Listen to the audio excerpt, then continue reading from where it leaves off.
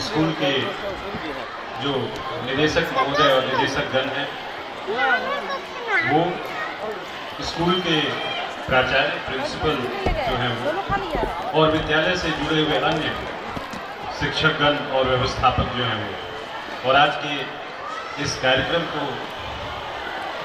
जो अपनी मनमोहक प्रस्तुति के साथ विशेष बना रहे हैं प्यारे बच्चों।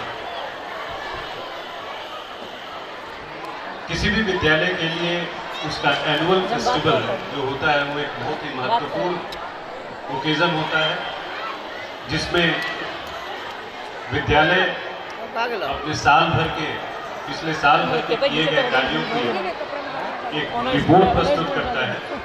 और इसी ओकेजन पर विद्यालय के बच्चे जो हैं अपने मानसिक, शारीरिक, सांस्कृतिक जो ग्रोथ हुआ है उसको इन रंगारंग सांस्कृतिक कार्यक्रमों के माध्यम से अपने पेरेंट्स के सामने, विशिष्ट अतिथियों के सामने प्रस्तुति देते हैं।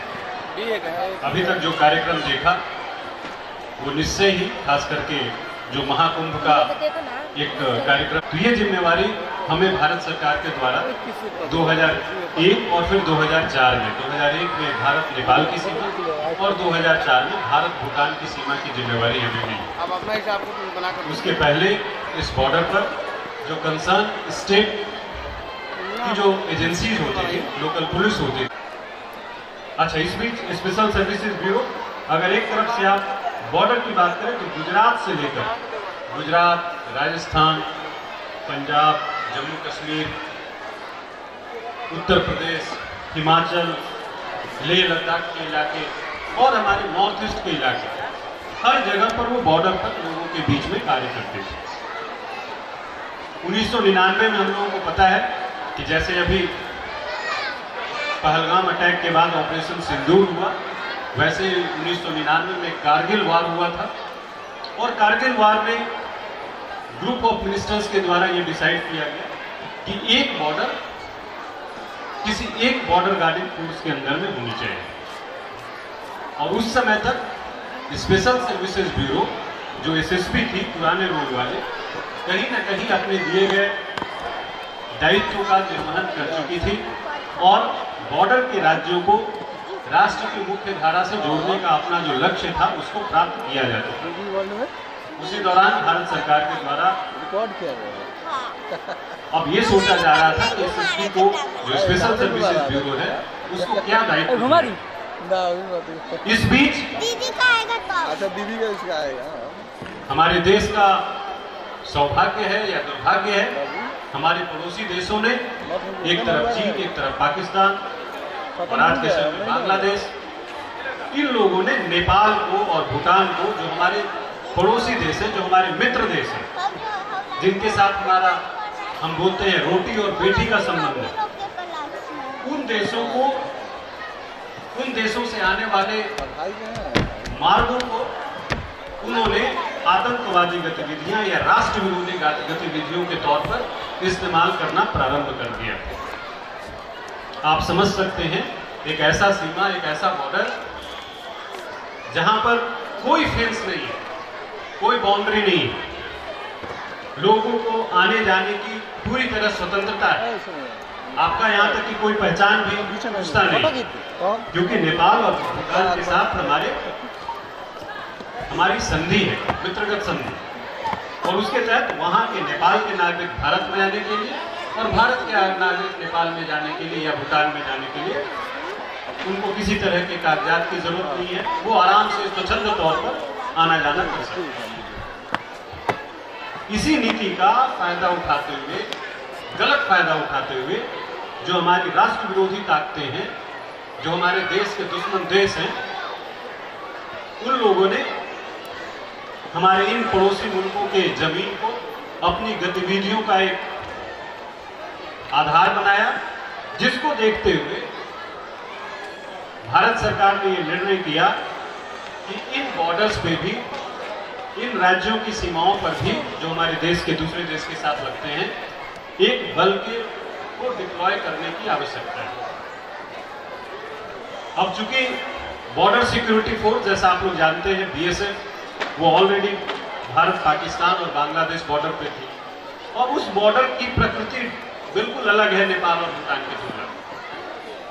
और एसएसबी जो स्पेशल सर्विसेज ब्यूरो थी, वो जो कार्य करती थी, इन सारी चीजों को देखते हुए ये महसूस किया गया कि पहले की जो एसएसबी थी, स्पेशल सर्विसेज ब्यूरो, वही आज के समय में सर्वश्रेष्ठ फोर्स है, सर्वश्रेष्ठ बल है, जिसको हमारे इन मित्रवत देशों की सीमाओं पर सीमा सुरक्षा की जिम्मेवारी दी जा सकती है। और वहां से फिर ये नामकरण चेंज है, नामकरण, नाम जो है वो परिवर्तित हो। जो स्पेशल सर्विसेज ब्यूरो थी, इट वाज नेम्ड एज सशस्त्र सीमा बल। हिंदी में भी सशस्त्र सीमा बल और इंग्लिश में भी सशस्त्र सीमा बल, इसलिए वो एसएसबी है। बीएसएफ हिंदी में सीमा सुरक्षा बल हो जाती है, इसलिए कई बार कई जगहों पे कई कार्यक्रम में जहां हम लोग जाते हैं, वहां पर इस तरह का विरोधाभास या कंफ्यूजन हो जाता है। वो एसएसबी को बीएसएफ समझ लेते हैं क्योंकि सीमा सुरक्षा बल एसएसबी उनको वो लगता है, लेकिन यहाँ एकदम मैं स्पष्ट करना चाहूंगा, सशस्त्र सीमा बल भारत नेपाल और भारत भूटान पे जो बॉर्डर गार्डिंग फोर्स है, इसका नाम है।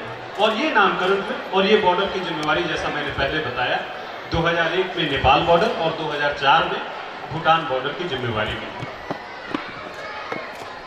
अभी पहलगाम अटैक के बाद फिर से इस बॉर्डर पर अलर्ट जारी है। इस बॉर्डर की भी जो हमारे राष्ट्र के जो दुश्मन हैं, जो हमारे शत्रु राष्ट्र हैं, वो इन बॉर्डर की सीमाओं का गलत फायदा उठा सकते हैं।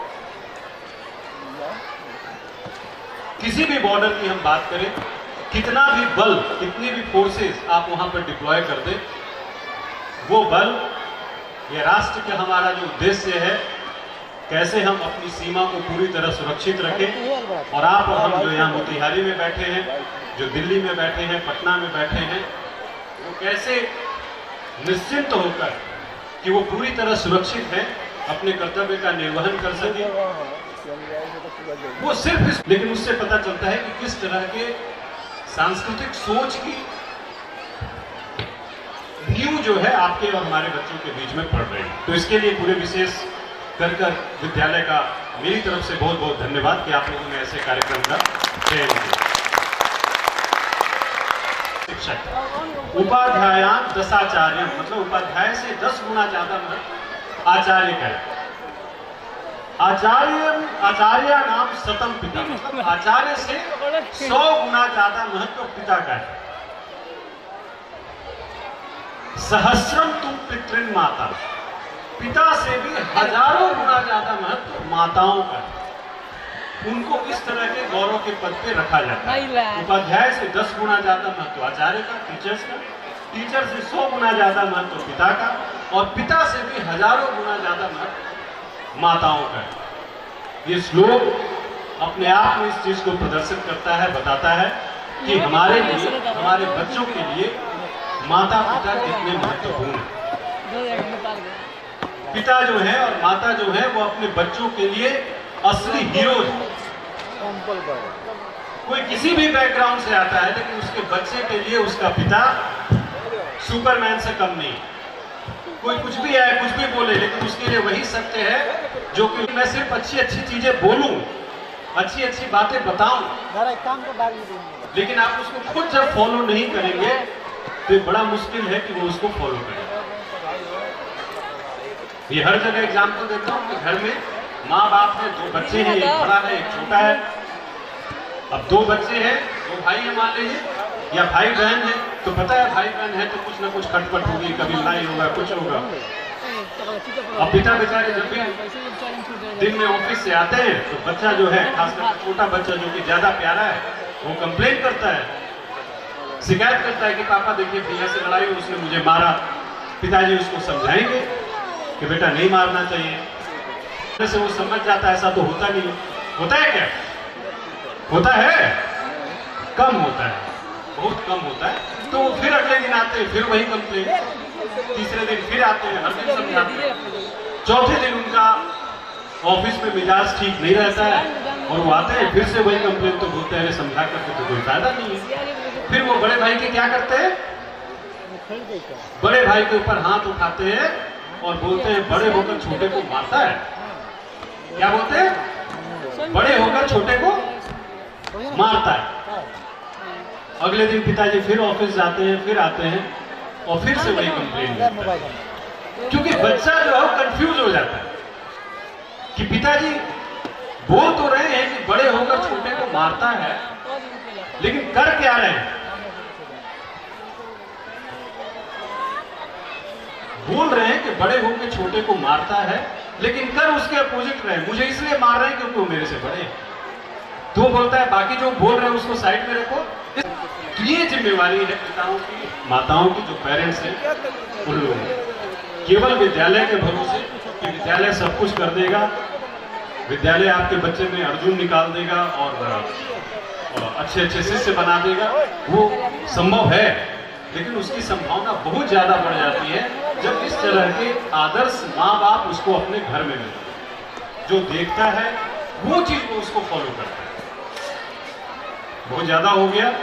एक बार फिर से बीडी वर्ल्ड स्कूल के समस्त शिक्षकों को, प्राचार्य को, उनके प्रशासन से जुड़े हुए जो व्यवस्थापक लोग हैं उन लोगों को, जिन लोगों ने मुझे आज के इस कार्यक्रम में गेस्ट ऑफ ऑनर के तौर पर हमारे साथ हमारी वाहिनी के कमांडेंट चिकित्सा डॉक्टर राजेश को इस अवसर पर बुलाकर यहाँ पर आप लोगों के साथ मंच शेयर करने का, इतने बढ़िया चल रहे सांस्कृतिक कार्यक्रम का विटनेस बनने का अवसर दिया। आप सब लोगों का बहुत बहुत धन्यवाद।